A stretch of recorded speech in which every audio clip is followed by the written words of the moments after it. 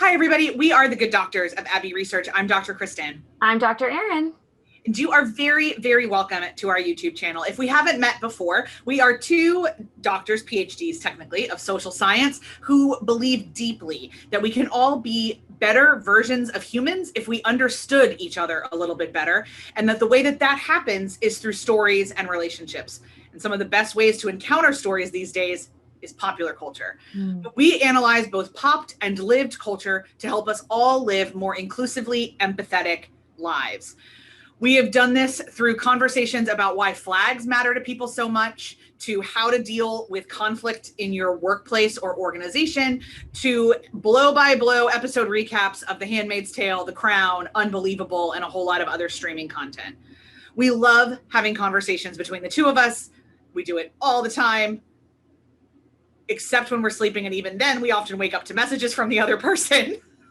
But we turn on the recording devices for y'all because we love to talk to y'all as well. So please, please, please, however you are encountering this, whenever you are encountering this, we would love to hear from you. This video is part of our ongoing exploration of the history and legacy and impact of colonization that we are calling the Colonizers World Tour. We're spinning the globe, traveling around the planet, looking at sections of the world in the framework of who colonized them, because there's only 3 places in the world that weren't colonized ever at one point, which was something we learned early on. We're in chapter 5. They weren't colonized by Europe. Weren't colonized by Europe. Because Korea was still colonized by Japan. Oh yeah, Japaned a lot of places. Japan just Japaned for a long time. Yeah. We learned a lot about Japanning everywhere. We've made it into a verb. That's how much they Japanned. So, excluding the Japan of it all, we are looking at the impact of European colonization around the world. We're in chapter 5, which means we're looking at Portuguese colonies. And if you watched our video yesterday, or whenever you're watching this, in our YouTube playlist for Angola 101, that is where we are, the west coast of southwestern Africa. And today is our piece of art. We are looking at a 2019 animated film called Another Day of Life. I believe it premiered at the Cannes Film Festival in 2018 and then kind of became wider distributed from there. We rented it on Amazon Prime for $3.99. I would pay $300 to see this film. It is based on the book of the same name by Ryszard Kapuscinski, who's a Polish journalist, and is based on a true story of his experience being a journalist in Angola in 1975 at the start of the Civil War. So it is narrated by Ricardo, as they call him in Portugal, which is easier for me to say than his given Polish name. Apologies to friends in Poland. And other characters that we meet along the way. We enter the story with the end of the 14-year Angolan War for Independence against Portuguese colonizers in sight. They have selected the date for independence as November 11th, 1975. But we learn, nothing is simple. Everything is complicated. There's a beautiful concept in Portuguese called confusão, which kind of frames the way Ricardo talks about what his experience were. And confusão is like chaos. Yeah, like chaotic confusion. Like chaotic no one really knows. Yeah. Yeah, and it's very appropriate for the story that we get told in this film as we follow him on his journalistic adventures. It is part animated, part documentary footage, part archival footage, and it is one of the most beautiful pieces of art I have ever seen, and I know Dr. Kristen feels the same. Dr. Kristen, what would you like to share with our viewers about Another Day of Life? There are 2 parallel major reasons to watch this movie. The first is that it is a absolutely complicated and rich exploration of what it's like to be in a country like Angola when this kind of stuff is happening. And the other is that this is the most visually arresting piece of film I think I've actually ever seen. So the animation is really, it's much more comic book animation in a way, is the best way I know how to describe it. We're not doing Pixar here. Yeah, it's like, it felt like an illustrated graphic novel kind of. Moving, like a moving graphic novel. Yeah. That was incredible. And that was incredible before I was already messaging Dr. Aaron and writing in my notes, holy cow, I love this. And then we started getting mixed methods and we started getting the documentary, and oh my gosh, it made everything so much more powerful. So please watch for the empathy exercise of what is it like to be in a literally post-colonial, in that they just pieced out, not post-colonial in that anything was resolved. No. But then also of what it's like this is an artistic achievement that I would ask everybody to consider. It's an hour and a half of your life, and it's well worth it. In terms of the themes that I want to bring out, I want to start there. There's a lot of different ways to end your colonial rule. And we will see this throughout history. There are negotiations, there are wars, there are slow transitions from colonization to member of the Commonwealth. There's a lot of options here. Portugal chose one of the shittiest, which is just leave. Portugal and so pieced out. Like they were like, we're tired and we're out, goodbye. They, of course, were in charge of the firefighters and the police officers and the garbage collectors. 400 years. And when they were there for 400 years. 400 years. And when they just left, they didn't like set up anything in its place. So I really feel like I understand the Civil War even better now when I saw that in the movie of like, of course you're desperate. Of course you're everything else. So that's one of the things I want to talk about. Is just, holy crow, leave them some garbage collectors. It's exceptionally destabilizing, right? And we see this in a lot of conflict zones around the world. And, you know, in the United States, we've heard a lot from the US troops pulling out of Saigon, and like kind of what happens. We're talking a lot right now in the United States about what happens when we pull all of the US troops out of Afghanistan. So like what is left behind and how you leave it is a really big part of like international conflict management or intervention. So, but they dealt with it like, I don't know, there's something about the visual medium of the animation. And we should say there's an element of surrealism in some of the animation in a way that it lets you into Ricardo's mind and emotions and how he is processing this. And sometimes it's flashbacks and sometimes and once you get used to it, it's really impactful visual storytelling.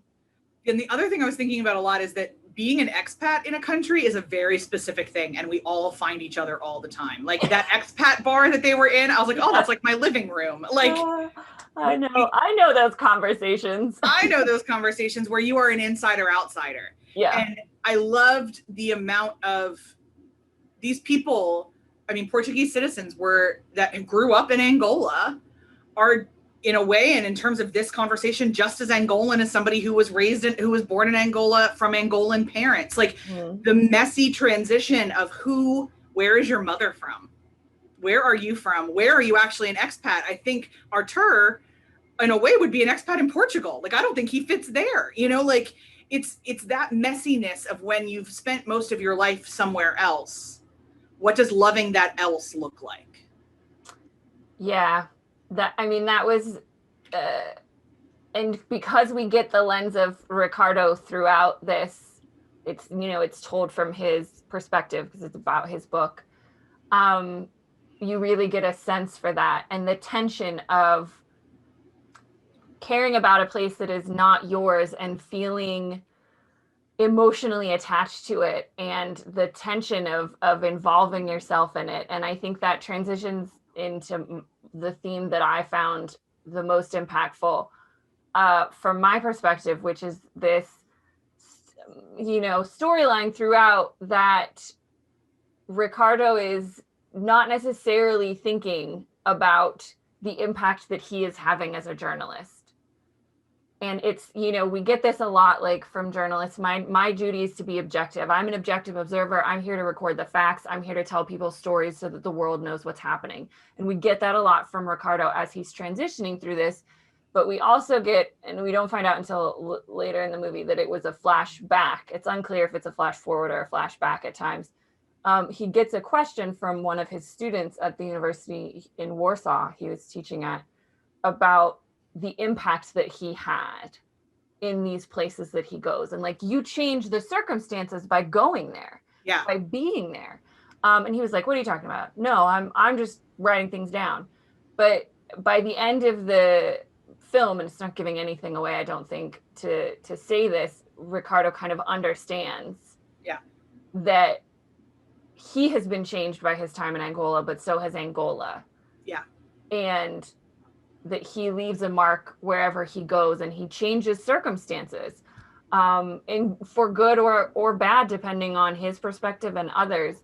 And that's, we talk about this a lot in social science training, and it's a term we call reflexivity, where we are supposed to constantly reflect on the impact that we're having in the places that we research and on the people that we research and talk to. Both Dr. Kristen and I had to write an entire chapter of our doctorates about how we impacted our own work and the people that we were working with, and how we were, you change the dynamic of a conversation when a person knows they're being recorded or written down, or that this will appear somewhere. And we get that subjective reflexivity a lot more with social scientists now. We didn't always used to, but now certainly more than we get from journalists. And so for me, I absolutely loved that storyline and the way that they told it in a way that was realistic and empathetic and evolutionary in the context of who Ricardo was as a person. Yeah. I loved that. And then there was this other little bit of me that kept tingling of like, that this is an ongoing lesson for all Americans, that the CIA was always in the middle of everything in the 70s. Oh my God, you guys. And I was just like, why did we show up? Why were we friends with South Africa? Why were we backing apartheid invaders of the southern border of Angola? Oh, wait. Because when we looked at, we don't want another communist stronghold versus we're totally okay with the subjugation of Black and brown people, we chose we're okay with the total subjugation, which really should never surprise anybody. But it was also because of that complexity. Like the writing is gorgeous too. I want to bring this up. Like the dialogue, and I'm sure it's from the book. I have not read the book. I didn't even know it was a book until we picked this film. But I love, there was at one point, one of the characters says, I lost peace forever right here on this road. And anyone who has lived in violent conflict zones, I think knows that thing. It's that moment where you realize that humans have the capacity to be monsters. Yeah. Whether you empathize with the cause or not, they're still monstrous acts. Yeah. And what is it? How can humans willingly, for an ideology, take the life of another person? And when you are faced with that smell and that visceralness and what it feels like in your body, you're rewired. You're changed forever. Yeah. And I think one of the more interesting humans and characters in this film is the General Farusco, who we meet much later in the film in terms of Ricardo's journey through his story. But he was a Portuguese paratrooper that was sent to Angola during the War of Independence to fight against the Angolans. And he has this whole dialogue about how he got there and realized that they wanted him to kill like 12-year-old boys who were soldiers for the MPLA or UNITA or whatever. And then he's reflecting back on that, and he's like, I couldn't do that. They wanted me to be the oppressor. I was there to be the oppressor, right? Not the defender of these children. So he switched sides, and then he was like, but look at my army. Kids are dying anyway. But it was so interesting, that complexity of conflict the good and the bad and the right and the wrong of it all. And the Cold War just sneaking in there, you know, just so fascinating and horrible that, and I think the last point that I want to make, that we talked about offline before this, was like, our focus on the Colonizers World Tour has been almost explicitly between the relationship between the direct colonizer and said culture and location. And there are places where that's very straightforward. But Angola is a place, because of its resources, which, friends, we always tell you is the reason for colonization. Absolutely. Humans and then the discovery of oil.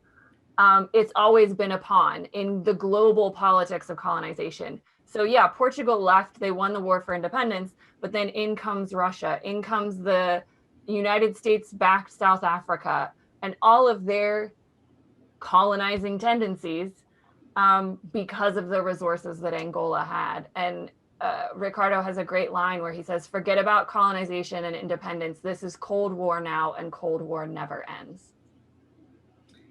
And on that note, because he's not wrong, we're going to head across the continent to Mozambique, which is one of the other kind of pieces of this Portuguese puzzle. Portugal had very few colonies compared to other colonial powerhouses, but they held on to them for a long time. Some of the biggest ones, man. And like geographically huge. So they're fascinating that way. So we're heading to Mozambique, and we'll be talking next week about what colonization looked like and looks like there now. We'll see you then, everybody.